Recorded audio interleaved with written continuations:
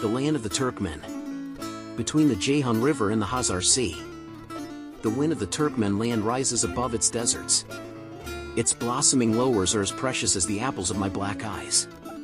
Torrents rush from the slopes of its tall black mountains. The Almighty blessed this land with His care. The herds of thoroughbred camels graze in its deserts. Its green meadows will blossom with colorful flowers. The Turkmen steppes are filled with sweet basil. Its fairies will appear in their colorful dresses. The sweet smell of ambergris will fill the air all around. The beg, töre and elderly are owners of the country.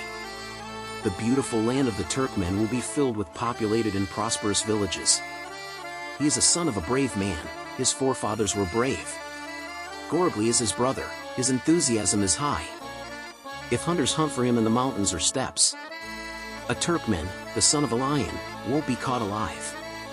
When souls, hearts and minds of tribes are united, their troops when gathered will melt stones and ground on their way. When Turkmen gather around one table to share a meal, the destiny of Turkmen will rise high. The spirits get high when on horseback. Its mountains, at a glance, look like rubies. When its rivers are full flowing, bringing honey within, no dam can withstand the floods of the Turkmen land. They will not be taken unaware by intruders, nor trampled down in battle. They are not dependent on either a curse or violence. They will neither wither nor yearn when separated from a nightingale. The lowers of the Turkmen will always spread the fragrance of the ambergris. All tribes are in brotherhood, all clans are at peace. Their destinies won't go counter, they are the Creator's blessing. If the brave straddle their horses, the battle will be over. The only path Turkmen take is toward the intruders. They will have their spirits high and be cool inside.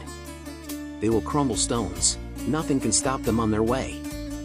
I won't cast a glance anywhere else, my soul will not take joy. Magtymguly, the elderly of Turkmen will have his say.